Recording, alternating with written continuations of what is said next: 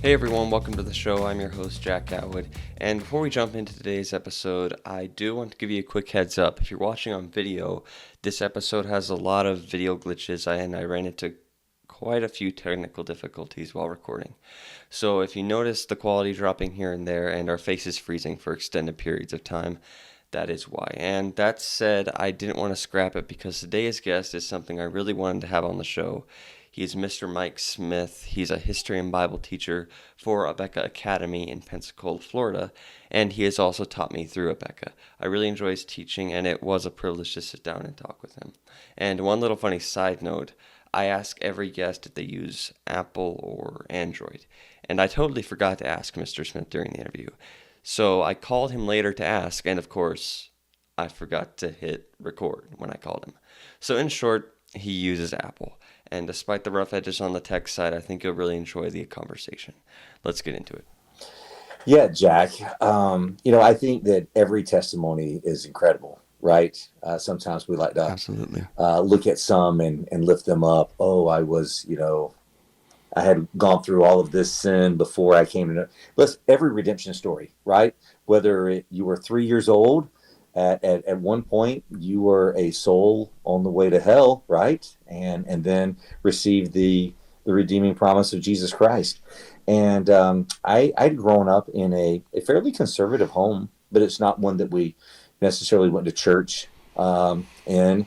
And I went to a pretty conservative public school, kindergarten through sixth grade. We would say the blessing before lunch. Now, I know this was back in the 1980s, Jack. Yes. Okay.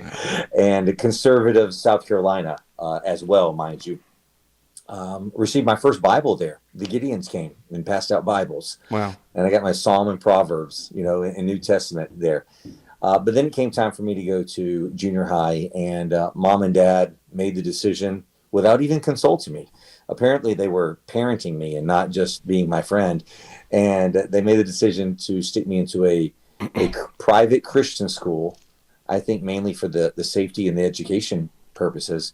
And there I heard the gospel multiple times. And it was in eighth grade where I realized, the reality of hell, and that's where I was going, and that's where I deserved if it were not for Jesus Christ. And so, I'm talking to my mom, and she encouraged me to talk to a teacher about it the next day. And so thankful that my mom did. And Mrs. Mitchell, science teacher, and at lunch I went up to her and I said, "Hey, can you show me how I can know that Jesus Christ is my Savior?" She said, "Gladly." And we stepped outside the cafeteria, and I prayed, and of course it was more than the prayer, but it was believing it with all my heart. Yep. And received Christ right then and there. Amen. Yep. So I don't know if it's released yet for you guys, but I think it was last week I had an interview with, it was a singer and songwriter, Rodney Griffin, and we were talking about it. He wrote the song Faces. It talks about when you die, when you go to heaven, you don't know the people that you impact and the people that God has used to the seeds that you've thrown it to other people. But I said to him, when you see somebody and you're either like walking down the street or you see somebody just like out in the open and you don't feel like giving the gospel to them, it's like you're overthinking it. What they won't accept it, they'll think I'm weird. But just think of what God could do with that one soul. Absolutely. And it's, you don't have to live a whole life of sin, have an emotional testimony like you said. We're all saved the same way, saved by the same grace. So. Yeah, and I think when it comes to soul winning, something that I really just finally came to grasp, and I don't know if I've really even fully grasped it, but I was actually listening to a podcast. A good friend of mine out in Colorado was Tate Thronson was interviewing one of my former pastors, Jim Shetler, and he said that our responsibility is to share the gospel. Our responsibility is not to save someone. We're incapable of saving anyone, anyone. And so we plant the seed, and then I think that just takes a lot of pressure off of us. Yeah, It's just our job to throw out the seed, and God will give the increase, Yeah, absolutely. Yep. like Paul Someone will come said. along and water, and God will give the increase. That's exactly right. Yep. So, did you want to be like a teacher, like when you were a kid? Like, I want to be a teacher when I grow up. How did that all work out? Okay. So interesting story. I don't know when, but I felt like I always wanted to be a lawyer, and I don't know if that was because of TV lawyers and whatnot, but it seemed like, yeah, why not? And went through all of high school and then went into college with a major of pre-law. Went through 4 years of college, graduated. Okay, now I got to do Wow. something with this pre-law degree. But all the time I was thinking, boy, I'd like to be a lawyer, but at some point I would also like to teach. And had a law school in mind that I was wanting to go to. Did not get accepted to that law school. I still have that letter of rejection to this day. I remember going to the mailbox, Jack, and getting that envelope, and it was very thin. And it doesn't take a lot of paperwork to say thank you, but no. And had already been married almost a year, probably at that point, and told my wife, I was like, "Hey, well, I feel like I need to do something with that 4 years of college that Yeah. I went through already." So I felt like God just began to move the education aspect to the front burner. And I mean, that really was a crossroad in my life. So thankful. And then my wife and I, we prayed about it and made the decision to move back to Pensacola, where I went back to Pensacola Christian College and then got my education degree. So that took me 2 years because I had so many history and English classes with pre-law. Mm-hmm. And then from there, our plan was to move to Tennessee. It was in the middle of where both of our families lived, the Chicago and in Greenville, South Carolina area. Has all four seasons, mountains, very conservative part of the country. Yep. And back in 2005, I got offered a contract at Pensacola Christian Academy. And so here we are about to start year 21 of the school year. So, Wow. yeah, Congratulations. thank you. So, have you always wanted to teach history particularly, or have you Yeah, always? that was always, even during the lawyer stage of life, I always had Mhm. a love for history. And so that seemed like a really natural transition into that field of education. And then also with teaching Bible at Abeka, like Bible is, if you're putting biblical aspects into education and history, which is good, the Bible already does that automatically, and Right. it's still history. Yeah. So, Yeah, that was also, so I got approached by administration. With the way the education program works, you basically pick your first field of teaching and then you have a second field, kind of like a major and a minor. hmm And it's kind of ironic because I feel like I'm very weak in English, at least when it comes to diagramming sentences and things of that nature. But I had so many English classes with my pre-law degree that it just seemed natural to go ahead and go English as my second field into education. I didn't have to take that many more classes, but I've never taught English outside of my internship. But I got asked by administration to teach Bible, and that was something I never thought I'd really be doing, but I love it. And drill video this year, beginning of ninth grade. So, how often do they like renew the videos? okay, so interesting you should mention that. That was actually the very first class I videoed, but I would imagine the version you saw was after I had retaped it. Okay, so the textbook stayed the same, and retaped it so that it would be in like industry standards, 4K or hmm whatever at the Wow. time. So with Bible, our Bible curriculum, it's not one that we really need to necessarily update unless we, for the most part, change textbooks. You know, it's certainly not that the Bible's changing, but if we hmm were to, for some reason, offer a different course, I know our newest Bible courses for high school is Proverbs. Okay, so that's newer. That would be one that we video. And then with history, for the most part, I won't say clear cut across the board, but whenever we update our history books. And what's interesting about that is a couple of summers I had the opportunity to work on the history book. And you can't just keep adding information to the history book, right? Because the book Mm, will physically get just too big. So what you have to go back is two-part. You got to find out what you're going to trim, right? Maybe we won't spend as many pages on this war and whatnot. And then you really have to figure out what is newsworthy today. Because I can remember as hmm we were researching and doing things, the headline today, all over the news, tomorrow, nobody's talking about it. And it is almost that fast, right? And so you look back 2 or 3 weeks from when we plan to add something into the book, and you think, boy, is it really that significant? Just because the news is making a big deal out of it, it probably really isn't even newsworthy, now hmm that we just step back and look at it. So I would say updating the history books are very challenging, in respect to that. And that's typically kind of when we will videotape. Yeah.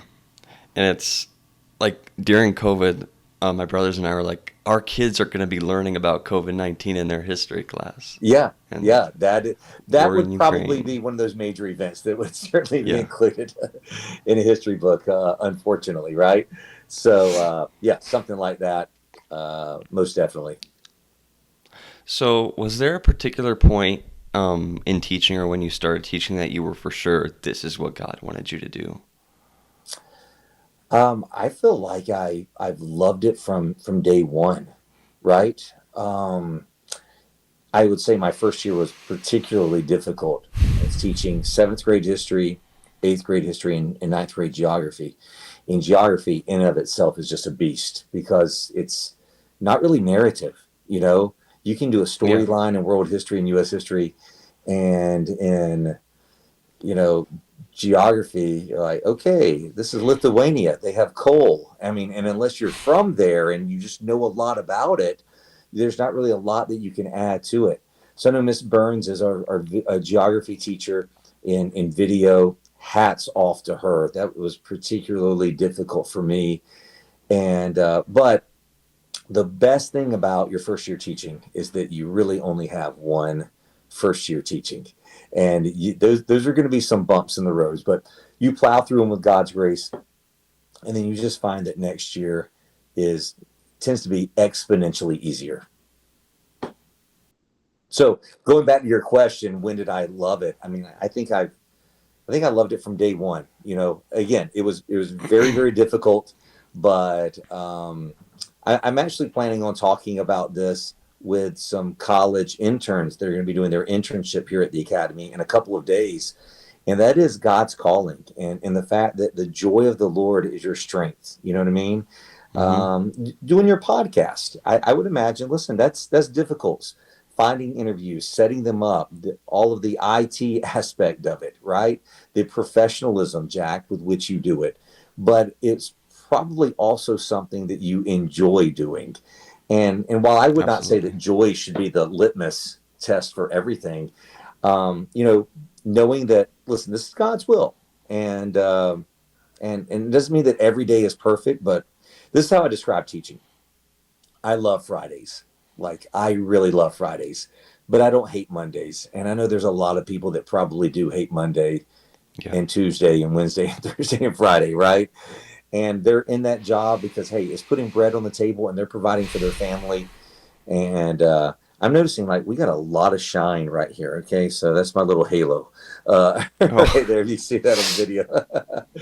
But yeah, I really can't imagine myself doing anything else. yeah. Even retirement, it's like, why? I love teaching. What do you think? Obviously, what do you think sets Christian education apart from secular education? Like, I know, obviously, public school would be very different, but like they have charter schools and Mhm. schools that aren't necessarily full public, but just aren't Christian and aren't taught from a biblical perspective like y'all teach. Yeah, I would say that we start talking about Christian education, and I think obviously there's just a um, and an easy path to contrast that with, or it's just automatic, right? Let's contrast that with secular education, whether that be brick and mortar or that be secular homeschool, right? Charter school or whatever the case is. It could be public, or excuse me, private, but still secular. Um, is that I am just all in sold on the idea of a Christian education for so many different reasons. But let me say that some parents are just not afforded that opportunity, right? The availability of that, whether that be finances or logistics or whatever the case is. And I know of Christian teachers that are teaching in the public school, and they have a ministry. I know of a youth pastor that is able to reach out and have a Bible club meeting at that public school after school, Good. So, we hear some resistance to religion, and I think that's probably going to be district by district. Okay. But I think that it's also always there above your head that, whatever council member decides to come in that day and say, hey, we're revoking the opportunity for them to do that. So I say all that to say God has people where he has them, and that might be Christians at a public school, right? Or Christian teachers at a public school, or Christians at a public school. As for me and my family, we have chosen Christian education. I think of Jack, Ephesians 4:11 through 16. If you'd allow me to read it, it's kind of a lengthy passage. Actually, I'll probably stop at verse 14. That's okay. And it said, Go ahead. and he gave some apostles and some prophets and some evangelists and some pastors and teachers. So this is speaking of the gifts, right, that God has given to various people. For what purpose? It says, for the perfecting of the saints, for the work of the ministry, for the edifying of the body of Christ, till we all come in the unity of the faith and of the knowledge of the Son of God, unto a perfect man, unto the measure of the stature of the fullness of Christ. But then we get to verse 14. And this kind of, for me, kind of summarizes the need for Christian education. It says that we henceforth be no more children, tossed to and fro and carried about with every wind of doctrine, by the sleight of men and cunning craftiness, whereby they lie in wait to deceive. So, we know that our adversary is as a lion, and I believe that education is certainly a door that he has been able to get his foot into and Mm-hmm. deceive. And thankful that I'm able to give the truth from the biblical perspective without apology and without fear of persecution. Yeah, like how you said, the devil definitely uses um, school and education. Like they've taken out prayer, they've taken out the Ten Commandments, Yeah. some the Pledge of Allegiance, and that's crazy. Yeah. Yeah. And It really is. I had a student one time. She went to the academy, left for a year, and then came back. And I don't know if she was in my 11th grade U.S. history class or 12th grade government class, but we got to the Pledge of Allegiance and the words, "One nation under God." And Northwest Florida is pretty conservative part of the country, of the state. And she said, Mr. Smith, at my public school, this is her speaking, she said, we would say the Pledge of Allegiance twice every morning, once with the phrase under God and once without, to appease everybody. And we know that when you try to appease everybody, you end up appeasing nobody, right, at that point. And it's just silliness and sad at best. that's crazy. Yeah.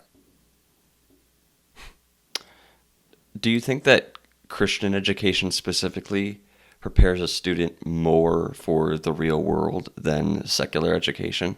Because I know some people call Abeka the Harvard of homeschool, and I don't know obviously how there to is take a that. higher To be honest with you. there's definitely a higher standard with Christian education, Okay. which is good. It Sure. should be. Okay. So we're taking that as a compliment. I got you.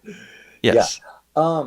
When I think of that aspect, I remember talking to a dad one time in town. He was an ophthalmologist or something. I was going to visit him. And he told me that his daughter went to the academy, young, early education, after I told him that I taught there. And he said, yeah, but I just don't know if we're going to have her in there throughout high school because we don't want to shelter her. And man, I've never forgotten him saying that. And Jack, I just started thinking, what's interesting is along the Gulf Coast, and in Salt Lake City, you guys don't have to deal with hurricanes that often. But when we hear that a good Category 5 is entering the Gulf of America now, right? We will put up hurricane shutters to protect our house. So why would we not also protect our children? And I would say from a Christian education standpoint, we're not putting rose-colored glasses, if you've heard that phrase, right, on the eyes of our students. We're telling them Right. the world is not, you know, roses and Yeah. rainbows and butterflies, however you want to say it, but that man has a sin nature, that we are not naturally getting better. And so I think it comes down to, as the Bible tells us, you shall know the truth and the truth shall set you free. So we're pointing out the problems that are in the world, but then we're also telling them how to avoid it in their personal life, how to deal with it, right? Understanding there is spiritual warfare. And so wholeheartedly, I would say, Christian education has the advantage for any student in regards to that.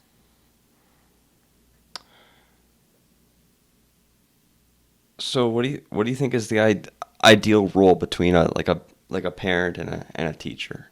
Because I imagine they can, not in a bad way, but you are influencing the student, but the parents also are and should influence the Yeah, child.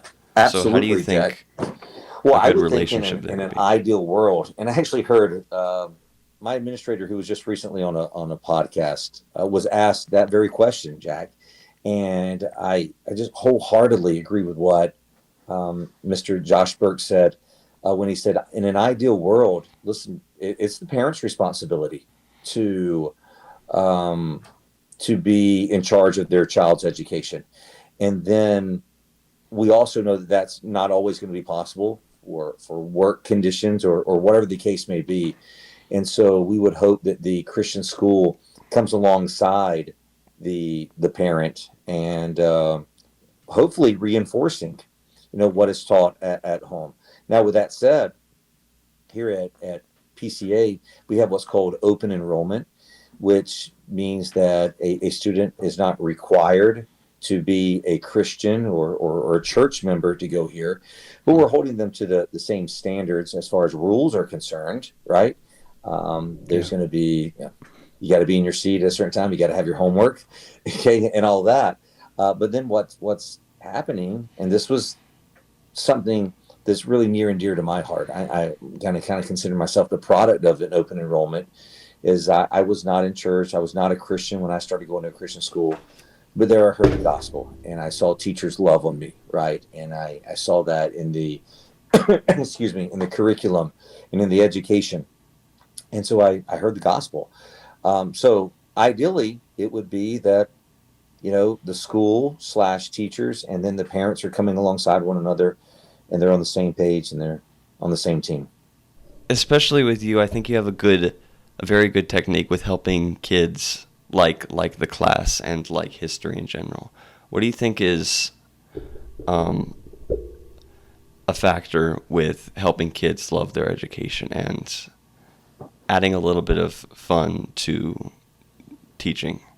Well, Jack, I think if you and your listeners and viewers should know that I have taught you, right?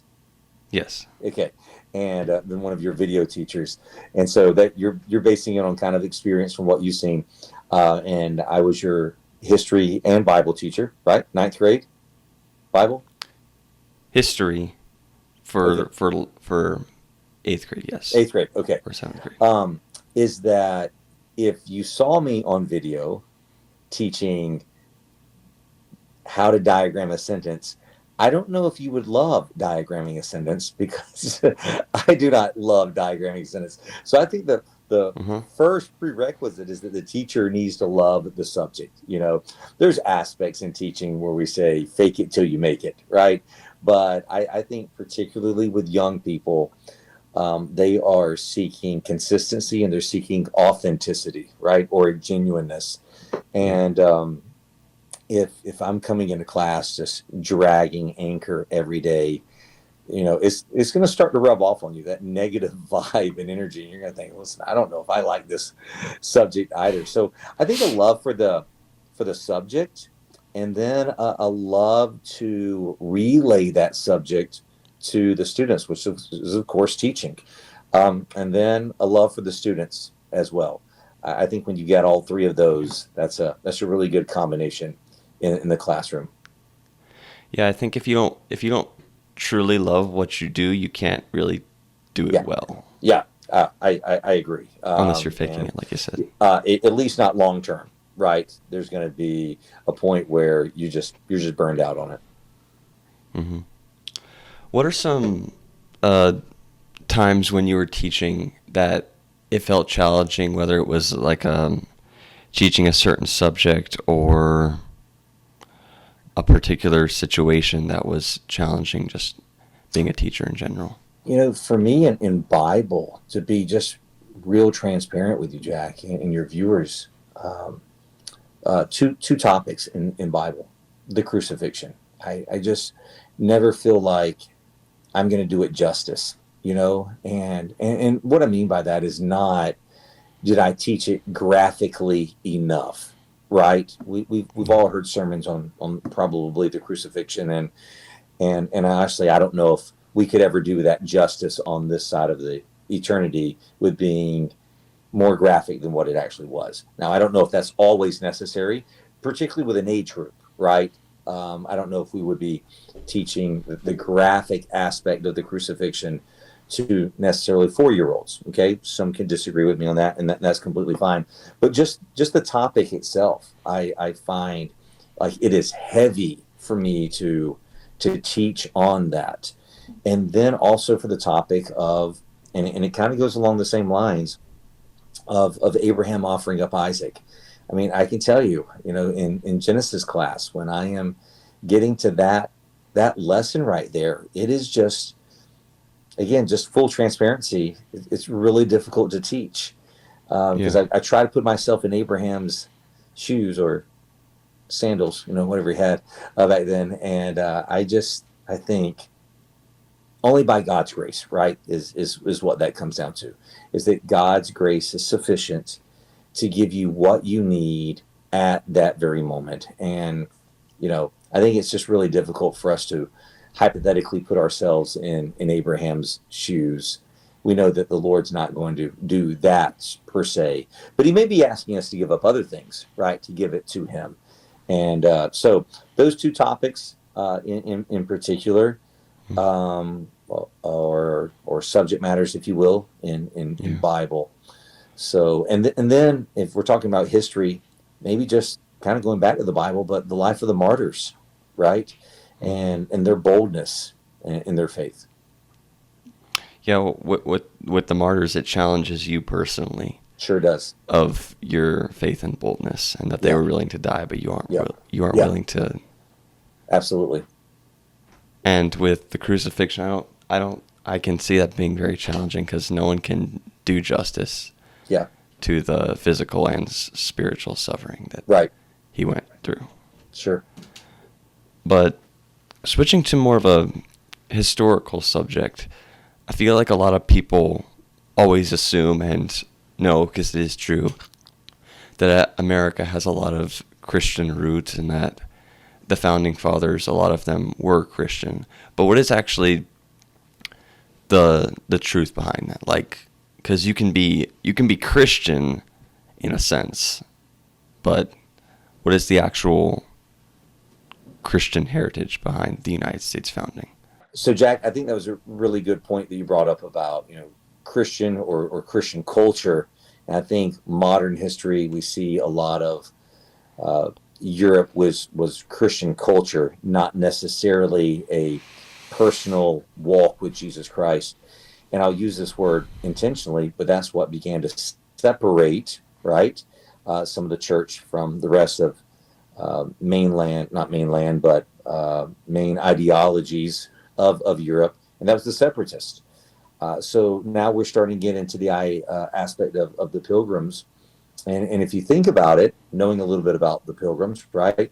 The Scrooby congregation over in England, they left England. King James on the throne felt that any challenge to his ecclesiastical authority was also a challenge to his political authority.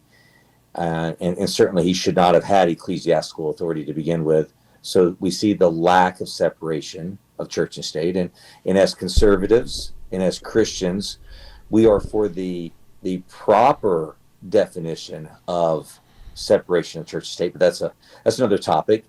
And so they left for Holland. And Jack, what did they have in Holland? They had religious freedom.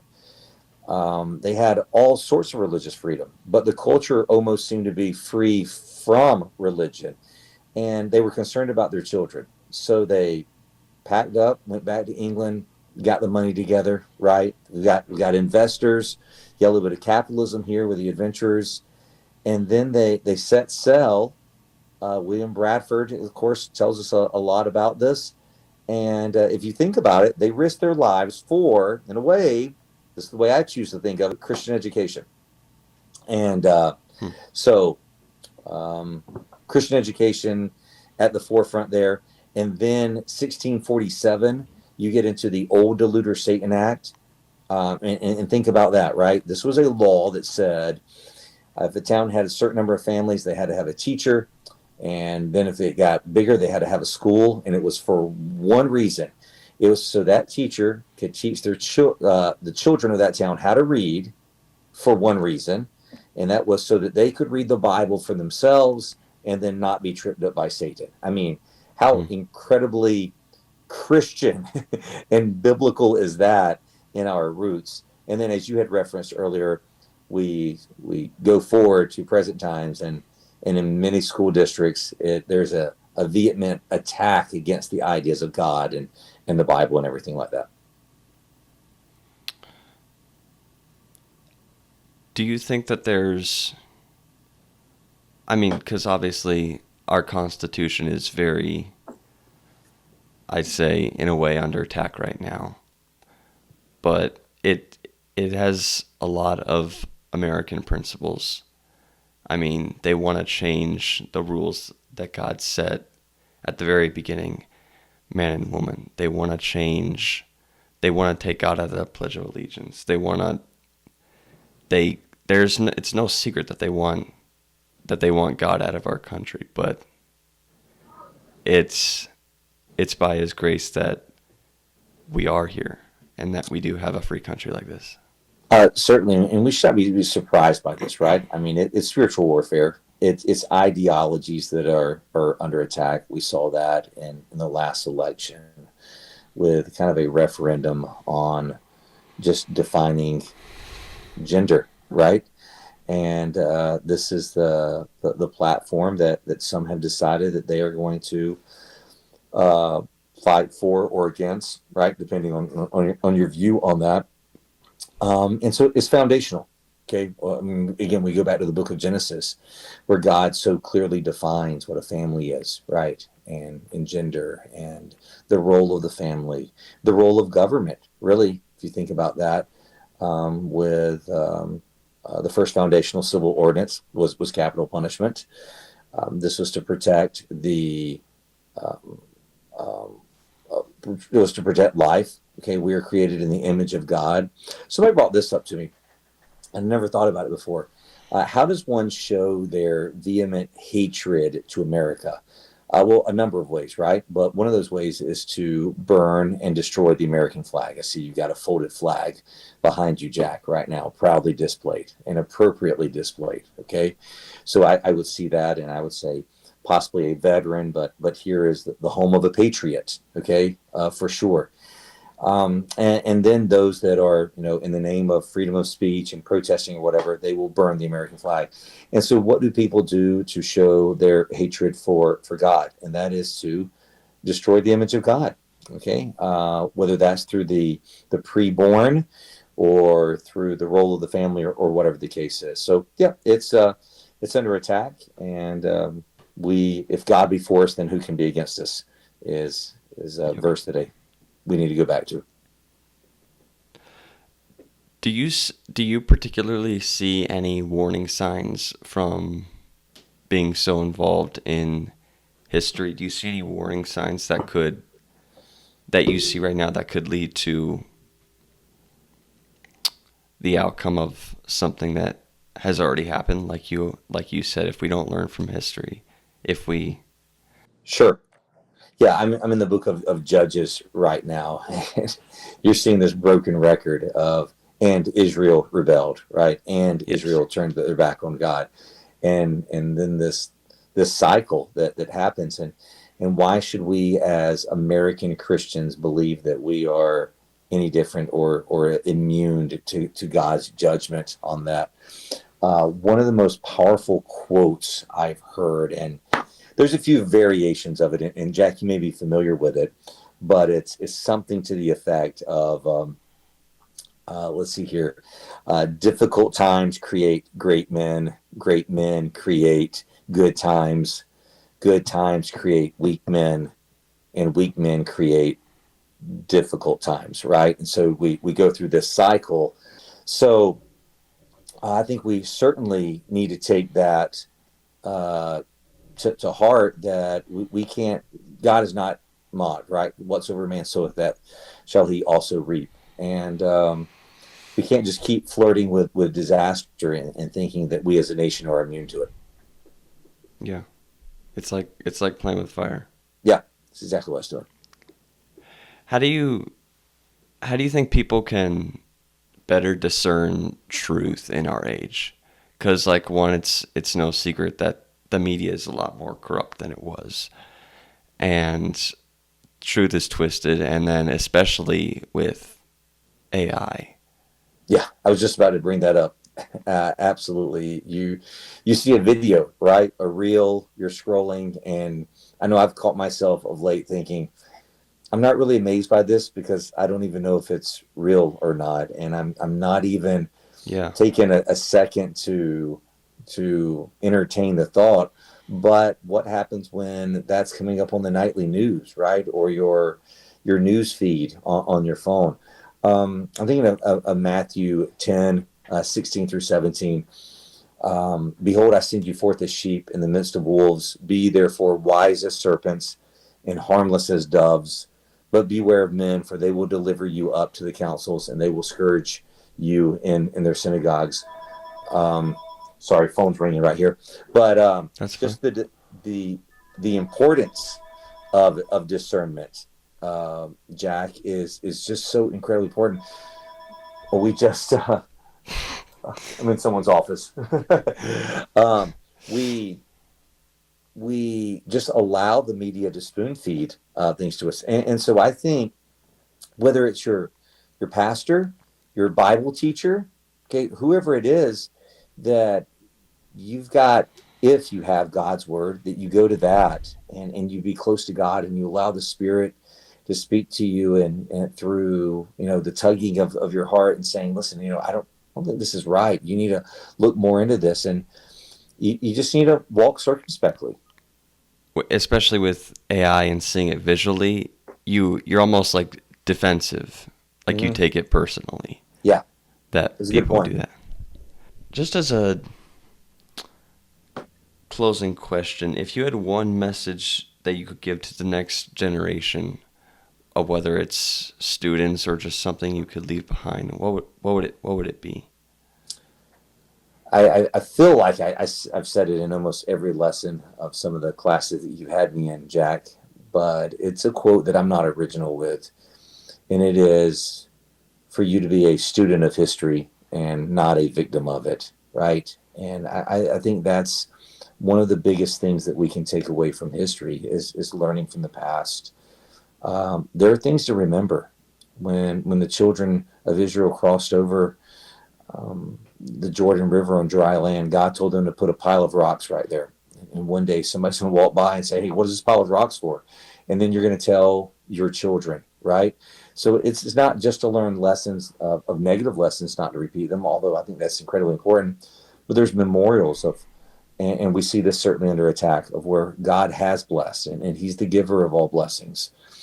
And so to be a student of history, um, you touched the hot stove when you were younger, and you learn from it. You don't need to keep touching it anymore. And I believe that's kind of what we're being lied. We're being sold a bill of goods, and we're being told, hey, this time it's going to be different. And it's not different, right? It's really not different. Truth is truth. It's foundational. It's universal. And that's something that you can actually take a lot of comfort and rest in knowing that God's word it's not cultural. It's, again, truth is truth. Yeah, the whole reason that you have history is to not just it's cool, but you need to learn from it. Yeah, yeah. I mean, truth is stranger than fiction. There are some incredible stories out there, but more than the entertaining factor is I mean, and that would be true with any church message, right? That we listen in to as well. But to go be a light and to let your light shine. So I did say if there were any teaching moments that were challenging, Okay. but were there any teaching moments that were like either embarrassing or funny or something that you definitely learned from? One of my first year, it may have been my first year teaching, I'm not sure, but early, they kind of blending together after 20, 21 years. I had pulled a map down. Okay, so you got the little map that rolls up, and I put it Hmm. all the way down. And before it locked, the little hook just slipped off my finger, and the map just shot back up. And when it did, the entire map came off its brackets off the top of the chalkboard and was coming toward my face. And God allowed me to just hold up my hand and catch the whole map. And I turned around and looked at the class. Their jaws were all on the ground, and I just used the map and used it as an actual pointer, and I kind of had them in the palm of my hands for the rest of the year. And then there was another time where a student came up to me and said, "Hey, just so you know, a group of students are planning to all start coughing at a particular time. Let's say 2:30." Okay, and I Okay. said, "All right, hey, well, I appreciate you telling me that." And she told me just before class started. And at 2:30, the first person coughed, and I just kind of went off, and I said, "How dare you cough in my classroom? And how dare you plan with other students? And if you've got time to plan to sabotage my classroom, surely you got time to study for a history quiz. And maybe I'll be making some phone calls home." And listen, students were coming up to me after class confessing things that they had never done. They were just amazed that I somehow knew about this coup in class. So very grateful for that student who kind of ratted some out. But Well, that was a funny moment right there. well, Mr. Smith, it was great having you on the podcast. Um, like I said, it's always very uh, it's a strange feeling like someone that you see every day in your history and teaching class and then you see them in real life. But thanks for coming on the show. Well, I appreciate it, Jack, and great show. Not just this episode, but your episodes. And I Yeah. hope that the Lord just blesses you, and you keep up the fight on the forefront, and getting the truth out there and being a light.